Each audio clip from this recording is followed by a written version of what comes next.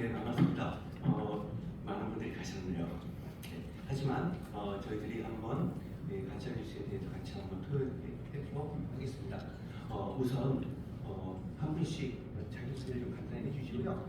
소개를 하실 때는 가짜 뉴스와 관련해서 해주시면 감사하겠습니다. 네, 저는 법무부인 대리인 김국일 변호사입니다. 제가 공직생활도 아까는 이제 현직처럼 말씀하셨는데 사회자분께서 저는 검사로 의정부지검 고양시청장 사법연수원 교수 이렇게 근무하다가 지금 현재 변호사로 나와 있습니다. 이거는 가짜 뉴스가 아닙니다. 네, 저 여기까지 소개하겠습니다. 뉴스를 색출해내고 진위를 파악하는 그 일선에 계셨다가 이제 변호하는 쪽에 나오셔서 많은 시민들이 도움이 될 것 같아요. 네. 네, 반갑습니다. 저는 안석근이고요. 저는 홍익대학교 광고홍보대학원에서 이제 광고와 홍보에 대해서 학생들을 오랫동안 가르쳐 왔습니다. 그래서 그 과정에서 주로 이제 시장 경제 안에서 기업들이 그 경제적 이익을 위해서 버텨왔던 가짜 뉴스라든지 이런 것들에 대한 사례 연구를 많이 했었고요. 그리고 또 한 가지는 뭐 정당을 바뀔 수는 없지만 정당의 다양한 그 정치 활동, 특히 선거와 관련해서 지난 그 십수년 동안 대통령 선거라든지 이런 데서 이루어졌던 여러 가지 커뮤니케이션 환경에서의 가짜뉴스라든지 이런 것들에 대해서 상당히 많은 정보들을 그동안 좀 연구를 해왔습니다. 반갑습니다. 질문 보시고 진행하는데요. 저는 아이러니하게도 오래전에 MBC 방송에 실험했어요. 가짜뉴스 그것이 알려줬던 제목도 똑같아요. 네, 그래서 그때부터 상당한 관심을 가지게 되었고 이제 여러분과 함께 의견을 나누도록 하겠습니다. 우선 차측부터 질문 드리겠습니다. 실명제와 관계된 질문 드릴게요. 많은 사람들이 자기 이름을 익명으로 할 수 있기 때문에 SNS 상에서나 혹은 다른 어느 곳에서 자기를 숨기고 사실을 더 확대, 재생산하기도 하고 자기에 맞게끔 뉴스를 강화하기도 하잖아요. 실명제 논의가 상당히 뜨거운데 어떻게 생각하시는지 좀 부탁드립니다. 실명제는 당연히 저희가 구현해야 되는 그 목표가 되어야 된다고 생각해요. 사실은 뭐 실명이 아닌 공간에서 그 실명이 아닌 공간에서 이루어지는 것들이 때로는 그 포지티브한 효과를 내는 경우도 일부 있지만 사실 우리 사회에서는 현재 가장 더 네거티브한 효과를 더 많이 내고 있기 때문에 지금은 실명제를 다시 적극적으로 도입해야 된다고 생각을 하고요. 가짜뉴스에서 실명제 문제는 그것을 가짜뉴스를 억제하는 상당히 중요한 포인트가 될 거라고 생각합니다. 네, 똑같은 질문인데요. 다른 각도 살펴볼게요. 우리 학문적인 관점이 아닌 법적인 관점에서 문제점은 없는지 실명제일 경우에 그 경우에 또 많은 사람들이 이런 말도 해요. 이거 지나치게 억압되는 거 아니야? 표현의 자유를 억압하는 거 아니야? 이런 말도 있는데 하여튼 가짜뉴스와 관련해서 우리 법조계 전문가이신 우리 우치김 변호사님께 부탁드리겠습니다. 전문가라고 하기 좀 그렇습니다. 저희가 이제 계속 공직생활 하면서 저희가 주로 이제 여러분들께서도 아실 만한 그 명예훼손 이런 부분에서 이 가짜, 허위 이런 그 사건들이 많이 있었습니다. 바로 여러분들 주변에서 일어나는 일입니다. 그게 이제 아까 말씀하신 우리 사장님 말씀하신 실명제하고도 다 연결이 되는 거죠.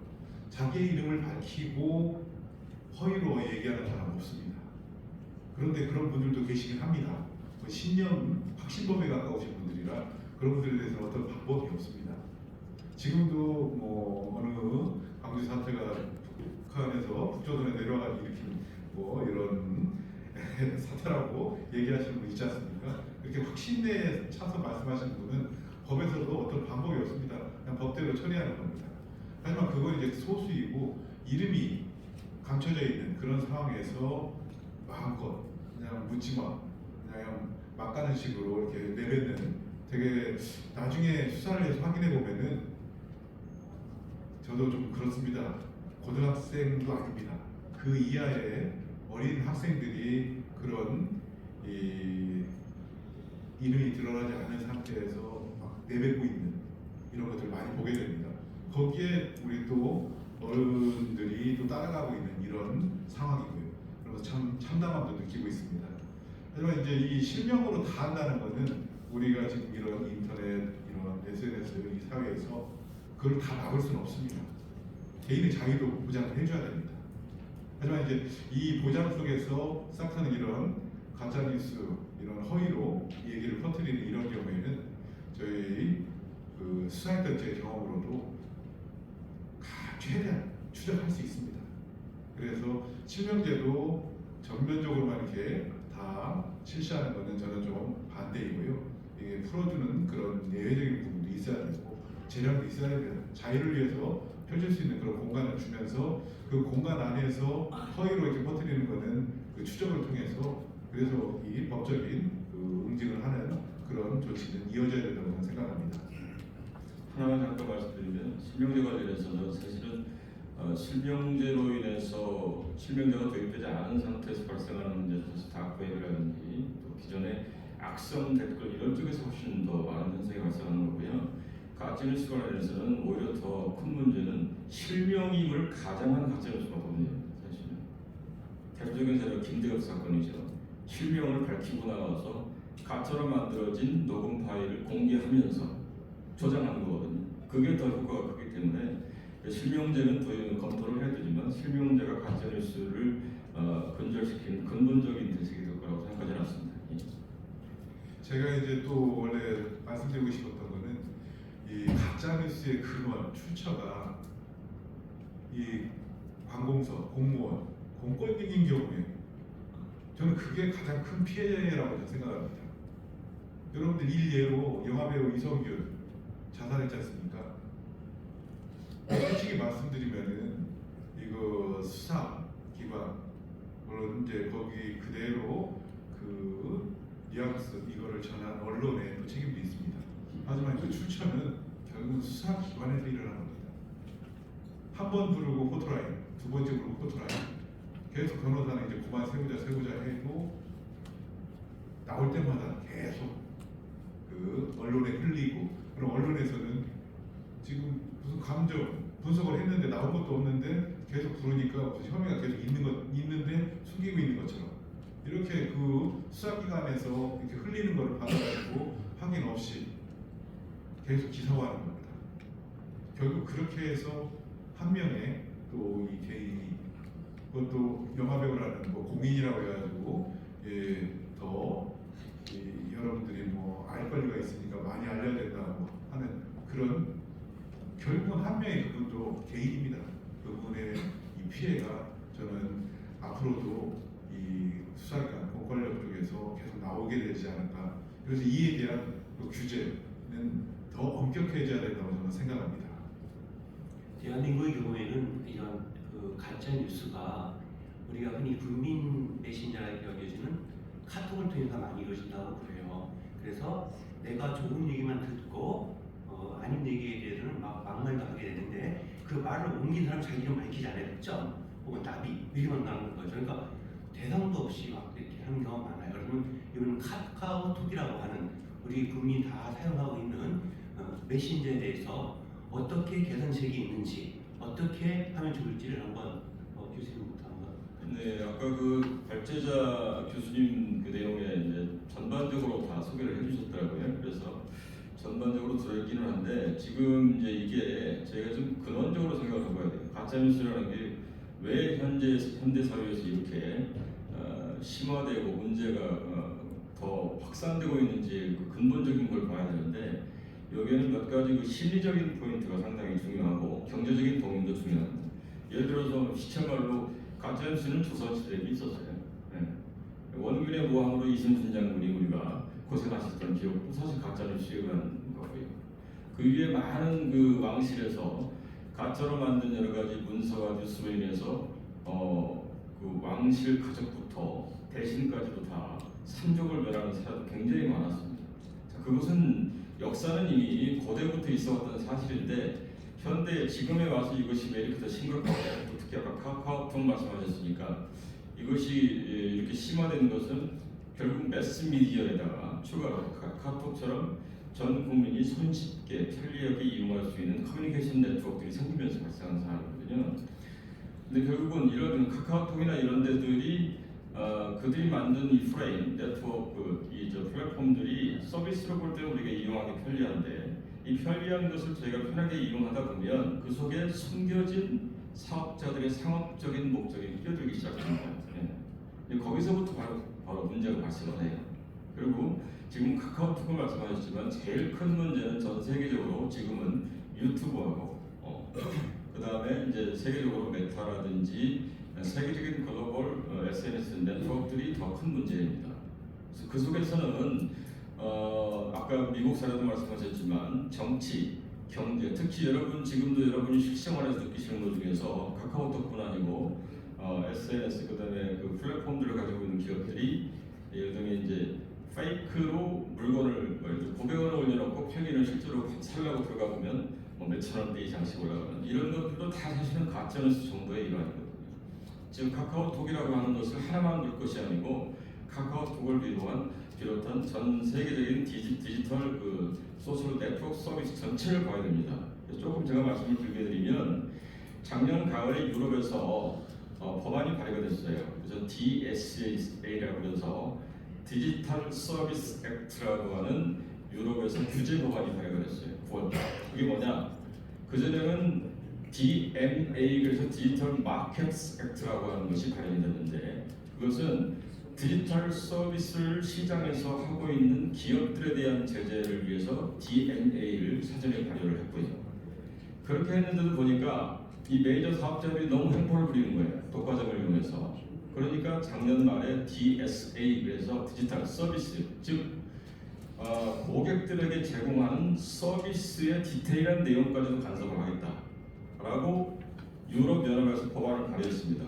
그 법안에 제가 이것은 여러분한테 좋은 정보라서 기사에 나오는 거지만 말씀을 드리면 전 세계적으로 연매출 우리 돈으로 10조 6천억 이상 그 다음에 106조 원 이하까지 시가총액을 이루는 기업이 약 4,500만 명 이상의 서비스를 하는 기업일 경우에는 거기서 가짜뉴스를 비롯한 이런 서비스 행태에서 문제가 되는 것들을 스스로 자정하지 않으면 매출의 10%를 벌금으로 매기도록 법안을 발의했어요.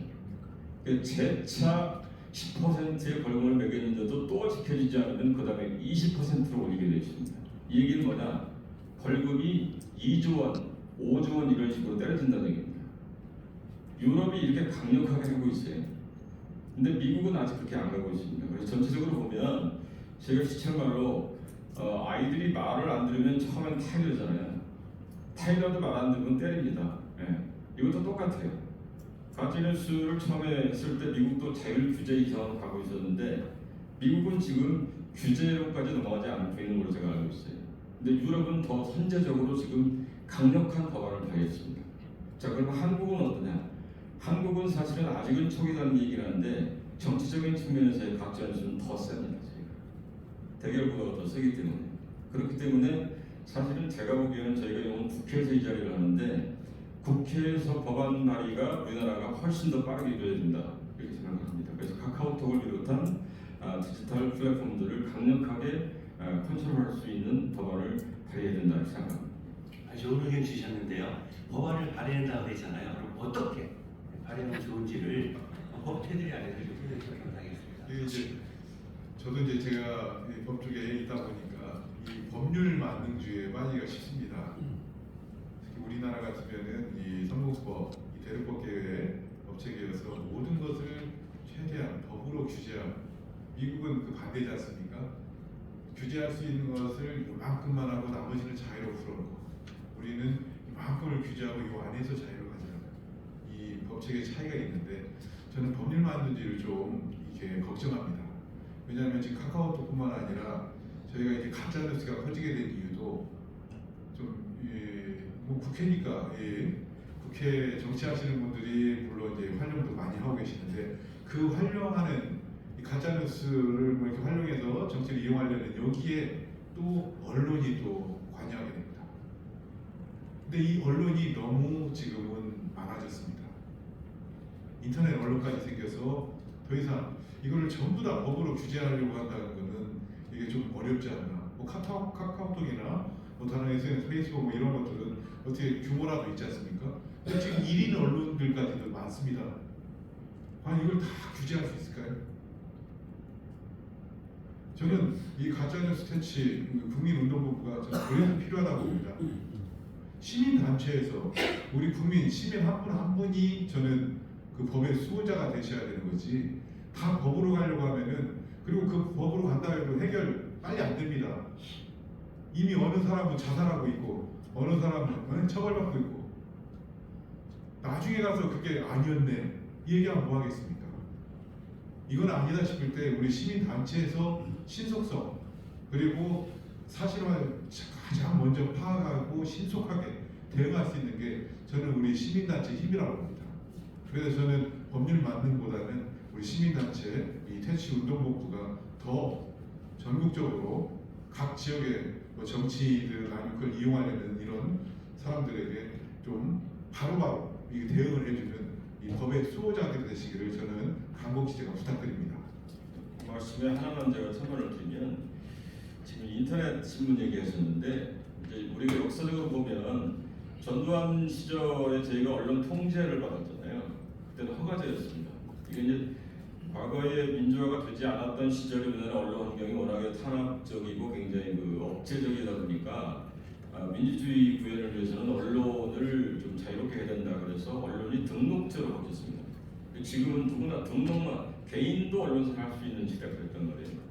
그러다 보니까 지금 이 언론이 많아지고 인터넷 언론들이 각 개인 하나가 마음먹으면 기사를 만들어서 기타 디지털 언론사를 통해서 전국에 이걸 뿌릴 수 있는 아주 너무나 개방된 사회로 가 있어요. 그래서 지금 다시 한번 저희가 허가제는 아니겠지만 언론사 등록제의 폐해 문제를 좀 더 적극적으로 봐서 어떻게 선별적으로 그럴 것인가. 국가가 하지 못한다면 언론사가 모인 단체에서 이것을 어떻게 거론해서 비정상적인 언론들을 줄여나갈 것인가. 이런 측면을 하나를 좀 봐야 될 것 같고요. 아까 이제 법으로는 다 할 수 없다는 말씀이 옳은 말씀이라고 생각을 하는데요. 중요한 것은 이 가짜뉴스의 출발은 정신적으로 보면 그 욕망에서 출발합니다. 즉 돈을 벌고자 하는 욕망, 그 다음에 뭔가 자기의 목적을 이루기 위해서 뉴스라고 하는 언론 환경을 이용하고자 하는 욕망. 이건 정치적인 경우에 많이 발생하죠.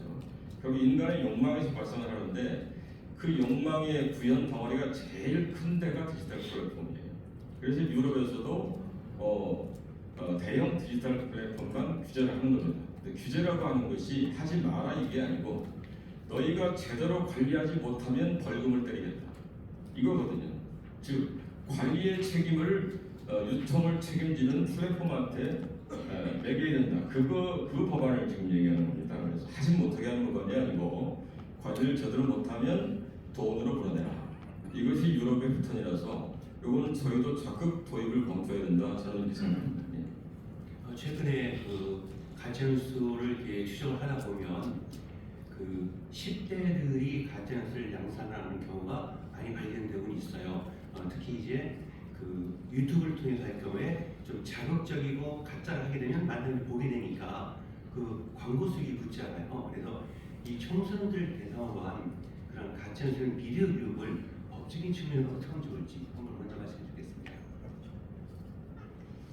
그렇죠. 우리 청소년들에게 어떤 법이나 규율 아니면 어떤 책임감 여기까지를 다 기대하기는 어렵습니다. 아직 커가고 있는 입장이고 자신의 한마디 말이나 어떤 이 문자 이런 영상 이러는 게 그 파급 효과가 얼마나 될지는 이 청소년 단계에서는 참 이거를 알고서 그걸 스스로가 자제하기는 상당히 어렵다고 저는 생각합니다. 그래서 지금 학교 안에서도 그렇고 우리 저 법조계 안에서도 그렇고 수사기관도 그렇고 이 청소년에 대한 그 교육 그 다음에 지도 이런 쪽에 좀 더 강화를 많이 하고 있습니다. 우리 학교 전담부에서 경찰 같은 배치하고 이런 이유도 다 그런 취지입니다. 저희 변호사들도 지금 학교에 배치를 해서 그 학교 안에서 일어나는 대한 그 상담 이런 것을 바로바로 이렇게 또 해주고 있습니다. 그다음 이제 수사기관은 당연히 우리 청소년들이 일으키는 그런 가짜 뉴스로 인한 명예훼손이나 어떤 실생 피해, 이런 형사적인 문제가 생겼을 때 그에 대해서 역추적을 해서 바로 이렇게 찾아내고, 그다음에 처벌보다는 그래도 교육 쪽으로 계속 이렇게 소년 사범에 대해서 이렇게 처리해오고 있습니다. 하지만 아직도 부족한 면이 많이 있고, 그리고 그거를 일일이 아까 말씀하신 대로 너무나 많은 카톡 안에서 수시로 일어나는 일인데 그걸 다 이 법적으로 해결할 수는 없습니다. 그러다 보니까 빠져나가거나 피해를 입는 분들도 계속 생기고 있고요. 그래서 우리 이 10대 청소년들의 이런 가짜뉴스나 허위 이런 양산에 대해서는 우리 뭐 부모님들도 똑같은 책임이긴 하지만 우리 시민단체에 계신 분 수사기만 해서 너무 의존하지 마시고요. 우리 시민단체에서도 직접 그 학교에도 이렇게 접촉을 하셔서 그런 학생들에 대해서 좀 문제되는 학생이나 이런 친구들 아니면은 전반적인 좀 교육 이런 거에도 이 가짜뉴스 퇴치 운동본부에서도 좀 활동하시면서 그 영역을 넓혀가신다면 이 청소년 범죄에 대해서도 잘 대응이 이루어지리라고 저는 생각합니다. 이 미디어 교육 관련해서 교육이 매우 중요한 것 같아요. 교육 현장에 계신데 현재 우리 그 방과 후 수업 혹은 과목으로다가 자살 예방 교육이라든가 인성 교육을 하잖아요. 그럼 미디어 리터시를 한다면 어떨까 하는 측면 차원에서 어떻게 하는지 합리적인지를 한번 부연해 주시면 감사하겠습니다. 뭐 다들 아시겠지만 지금 이제 우리가 흔히 리터러시 교육 아까 말씀을 이제 우리가 했는데 리터러시 교육을 어떻게 할 것인가에 대해서 하우투가 더 중요한 것 같아요. 그래서 교육은 당연히 필요한 거고 저희 가짜뉴스 퇴치 국민운동본부에서 해야 될 가장 중요한 역할 중에 저희 뭐 반절 가까이 차지할 수 있는 중요한 우리의 미션이라고 생각을 하는데 교육도 그만큼 현대화된 아이들의 눈높이와 아이들이 이 교육을 따라올 수 있는 형태로 저희가 가야지 계몽적 교육은 안 통한다고 생각합니다. 그러니까 이제 흔히 저희가 이렇게 단체에서 어프로치를 하다 보면 저희가 하고 싶은 얘기를 주로 이제 하려고 하거든요. 하고 싶은 이야기 이렇게 해야 한다. 이런 문제가 있다. 이렇게 해서는 아이들이 듣고 보지 않거든요. 그래서 아이들이 훨씬 듣고 볼 수 있게 흥미를 들 수 있게 저희가 콘텐츠 형식으로 잘 만들어서 교육 자료화하고 그것들이 아이들이 스스로 내가 그거 보니까 너도 한번 봐 이렇게 권할 수 있는 형태로 저는 콘텐츠화해야 된다고 생각합니다. 예. 다음에 뉴스 출처의 확인에 대한 의견을 드리고 싶습니다. 우리가 정말 어떤 뉴스를 접했을 때 그 사실이지 아닌지를 체크할 수 있는 어떤 합리적 방법이 없을까? 그렇게 해서 이것이 가짜가 진짜다 얘기는 예를 들자면 최근에 강의를 하시는 분들이 아직까지만 하는 것 중에서 솔개우화라고 있잖아요. 솔개가 오래 사는 이유는 40살이 되면 높이 올라가서 불을 쪼고 발톱을 뽑고 털 뽑는다 이런 얘기가 있는데 이게 가짜라고 계속 얘기하는데도 그걸 이제 쇄신이라는 의미로 많이 하게 돼요. 근데 그것이 진실처럼 되는 수도 있지 않습니까? 그래서 뉴스 출처를 확인하는 방법은 법적으로 어떻게 하면 좋을지 이렇게 혜택이 없는지 예를 들어서 공업으로 치면 이것은 가짜입니다, 아니면 진실입니다 이렇게 나올 수 있는 아이디어가 있으신지 부탁드리겠습니다. 제가 지금 너무 열참을 하고 있는데요. 관심의 대상인데 지금 시간이 한 5분 정도 남았다고 합니다. 네. 저도 우리 지금 자장님께서 말씀하신 대로 어떤 이 카카오톡이나 SNS에 이렇게 올라왔을 때 바로 이건 가짜입니다. 뭐 진실입니다. 이런 게 나왔으면은 그런 AI가 좀 나왔으면 좋겠습니다. 근데 AI도 결국 그 안에 어떠한 자료를 줬느냐에 따라서 가짜와 진짜를 구별할 수 있지 않습니까? 다 줄 수가 없습니다. 아까 제가 말씀드린 법률 만능주의와 같은 맥락인데요. 이거를 그 어떤 분별할 수 있는 카카오톡 자체적으로 이거를 확인해서 빨리 삭제하고 가짜 뉴스라고 하라고 하는 거는 상당히 불가능한 거를 만들어내는 하라고 하는 일입니다. 법률가로서는 그런 거는 권하지는 않습니다. 이거는 오히려 제가 좀 말씀드릴게요. 지금 이제 현황과 우리 본부에서 무엇을 할 것인가라는 측면에서 보면 세계적으로 지금 제가 이제 여기 오늘 토론 오기 전에 미국에서 연구 중인 여러 가지 가짜뉴스 관련 그 논문들이 어떤 것이 있는지 제가 좀 조사를 해봤어요. 그랬더니 탐지에 관한 그 논문들이 굉장히 많습니다. 즉 탐지라고 하는 건 AI 또는 여러 가지 새로운 그 시스템을 가지고 개발을 해서 자동으로 탐지되는 기술들에 대한 연구가 미국에서 굉장히 활발하게 이루어지고 있습니다. 제가 좀 뒤져보니까 아리조나, 펜실베니아 사방에서 굉장히 많이 이루어지고 있는데 거기에 한국인들도 들어가 있어요. 중국 애들도 굉장히 많이 들어가 있고 그래서 이제 선행적으로 유학생들 사이에서는 미국에서 많이 이루어지고 있는데 국내 논문도 제가 좀 뒤져보니까 국내 논문은 굉장히 떨어져 있습니다. 국내 논문은 그냥 이러이러한 현상이 이렇다 정도를 파악하는 정도. 그것을 어떻게 탐지하고 연구할 것인가에 대한 기술은 학술적으로는 거의 지금 되어 있지 않고요. 일부 AI 관련 연구소에서 기업들이 몇 군데 개발을 시작해서 얼마 전에 스포트라이트를 받은 걸로 알고 있는데 이런 부분들이 바로 저희 본부가 앞으로 정부의 기금이라든지 많은 것들을 좀 받아서 이런 연구가 활성화될 수 있도록 저희가 환경을 만들어주는 것이 저희 할 일 중에 하나가 아니라고 생각합니다. 자, 마지막으로 제가 질문을 한 분씩 다 드릴 건데요. 먼저 똑같은 질문입니다. 가짜뉴스 퇴치 국민운동 본부가 어떻게 하면 시민들의 참여를 자발적으로 할 수 있을지 어렵죠? 의견을 주시기 바랍니다. 네, 창립해 와서 벌써 번성할 방법에 대해서까지 말씀을 해달라고 하시니 그거 정말 단순합니다. 이 가짜뉴스 퇴치 운동본부의 활동에 달렸습니다. 여러분들이 얼마나 활동하시냐에 따라서 새로운 분들이 정말 저 단체에 가입해서 나도 하고 싶다. 여기 각 지구마다 나눠서 이렇게 다 조직도 다니시고 하실 텐데 그분들이 그냥 임명장만 받고 가만히 계시면은 가짜뉴스 퇴치 운동본부 정말 사라집니다. 죽습니다. 하실 수 있어요, 벌써. 그러네요. 근데 여러분들이 그 각자에 계신 그 지구에서 그 지역 안에서 여러분들은 가짜뉴스인지 진실인지 빠르게 확인할 수 있습니다. 그렇다면은 이건 아니다 싶은 그런 가짜뉴스라면은 바로 여러분들 지구의 명의로 고발을 하시든지 아니면은 그 기관에다가 이렇게 공문이라도 아니면 개인적인 그런 편지 형식이라도 이렇게 보내셔서 시정하라는 그런 액션들을 취하셔야 됩니다. 그리고 그게 반영이 되게 됐는지 결과를 꼭 보셔야 되고요. 그게 이루어진다면 여러분들 주변에 분들이 다 나도 같이 하겠다. 내 후손들을 위해서 나도 이런 활동을 할 수 있겠구나 라고 하면 참여를 하실 겁니다. 저는 오히려 이런 방법을 보내드리고 싶습니다. 교수님께 조금 어렵게 질문하니까 똑같은 내용이지만요. 우리 그 가짜뉴스 퇴치 국민운동 본부가 시민 참여를 어떻게 잘하신가에 덧붙여서 한국을 넘어 아시아의 표준이 될 수 있는가에 대한 의견 주시면 감사하겠습니다. 당연히 저희가 아마 아시아에서는 가장 앞서 갈 수 있을 거라고 생각해요.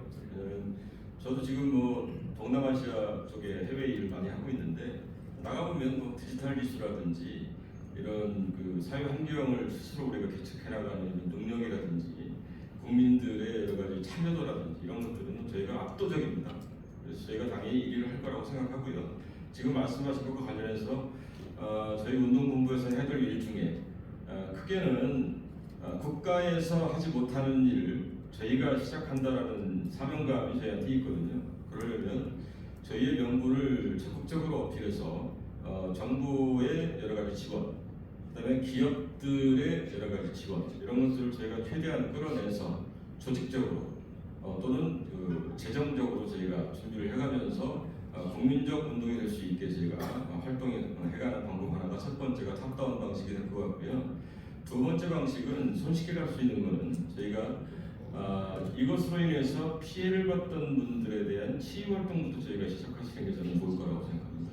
그래서 지금 아까 보니까 지역 본부별로 많은 분들이 참여하고 계신데 각 지역에서 가짜뉴스로 인해서 피해를 받은 사례들 이런 것들을 최대한 저희가 빨리 모아서 그것들이 여론화되고 그런 분들을 위해서 저희가 같이 고민해주고 공감해주는 활동들을 먼저 시작하면 거기서 우리가 가치를 잡고 그것이 또 뉴스가 돼서 전파되고 여기에 또 그러다 보면 많은 분들이 혼자만 가슴앓이 하다가 우리 단체를 찾아오게 되고 그러면 국민운동으로 갈 수 있는 밑에서부터의 시작이 되지 않겠는가 이렇게 생각합니다.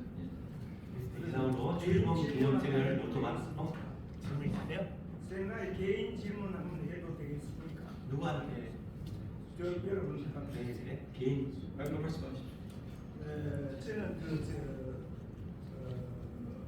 경기도 용인에 살고 있는 김광훈입니다. 예. 오늘 김도환 이사장을 하고 친히 지내기 때문에 여기 참석을 했는데 지금 가짜 때문에 내가 굉장히 고통을 받고 있는 사람입니다. 말하자면은 공공기관 즉 말하자면 동네 주민센터에서 주관하고 있는 어떤 단체 방에서 본인은 전혀 알지도 못하는 사람으로부터 거의 거짓 날조된 카톡을 단체 방에서 받았습니다. 그로 인해서 잘못 이루는 스트레스를 받아가 정신과 치료를 받아가 약 한 달가량 지금 약을 먹으면서 치료를 하면서 그 악플자가 누군지 찾고 있으나 알 수가 없었습니다. 그래서 어쩔 수 없이 경찰서를 찾아가서 호소를 하니까 경찰서에서 그러면은 고소를 하세요 이러더라고요. 그래서 고소할 돈을 하나 주더라고. 가져와서 생각을 해봤지만 이거는 또 어떤 또래가 내한테 또 어떤 짓을 할지 겁이 나가지고 들고 지금도 잘못 이루면서 그걸 떨고 있는데 그래서 참고 견디고 있는 중인데 이런 문제를 가짜 뉴스에 해당되는지 또 이 문제를 가짜 뉴스 퇴치 운동본부에서도 해결을 해줄 수 있는지 그래서 질문을 한번 해봅니다. 이 개인적인 문제지만은 내가 만약에 지금 현재 앓고 있는 이 정신적인 문제가 해결되지 않으면은 그래서 병원에서 치료 처방 다 받아가지고 강원도 속초에 가 일주일 동안 또 내 나름대로 맹사를 하면서 휴양을 했습니다. 그런데도 도저히 이 마음에서 치울 수가 없어요. 법률적으로다가 어떻게 해결을 하는 방법이 있겠습니까? 네, 그러면 지금 시간이 거의 다 됐으니까 법률 쪽에 계신 전문가께서 네. 간단히 답을 해드리고 나중에 끝나고 나서 개인적으로 나누면 좋겠습니다. 네. 예, 그 1대1이면 그래도 좀 참을 수가 있는데 그 단체방에 본인이랑 관계없는 허위로 된 그런 내용을 엄청난 올라가게 되고 그럼 그 단체방에 있는 분들은 다 우리 선생님도 그런 시각으로 또 바라보게 되고 또 우리 선생님은 그것만 봐도 아 내가 지금 단체방 안에서 이렇게 지금 대우를 받고 이런 오해 속에서 살아가고 잠깐만 있구나 말씀드리겠습니다. 제가 캘리포니아 유나이트 대학교에서 자연의학 박사 학위를 받아가지고 나름대로 자연치유실을 이용하고 사회 봉사를 많이 하고 있습니다. 있는데 이런 게 전부 가짜다. 그건 학교에 나오지도 않았고 전부 가짜다. 또 세계 아토피협회 이사로서 몸이 안 좋은 사람들을 치유를 해주고 있는 상황이다. 이런 걸 갖다가 내가 올려가지고 몸이 안 좋은 사람 오라고 해놨는데 이 사람은 가짜 사기꾼이니까 절대로 믿으면 안 됩니다. 이 사람을 믿으면 안 됩니다. 막 이런 식으로 거의 혹시 그 경력한 그 증명할 수 있는 그런 증명서를 올리지는 않으셨나요? 네, 카톡을 네. 네이버 메일에다가 예. 전송해놔놓고 보관하고 있습니다. 아니 그 지금 선생님께서 말씀하신 그런 경력도 실제 전부 증명이 되는 거죠. 예 그런 걸 다 그 단체방에 올리시면 되는데 내가 그 단체방에다 그걸 올리는 자체가 부끄럽잖아요. 자 그러면 일단 이렇게 그래서- 여러분이 계시니까요. 나중에 끝나고 같이 뵙도록 하고요. 그래서 오늘 일단 많이 1차적으로 이야기 다 했습니다. 네, 출범 세미나를 그래서 거의 공식적으로 마치도록 하겠습니다. 감사합니다. 네, 감사합니다. 네. 질문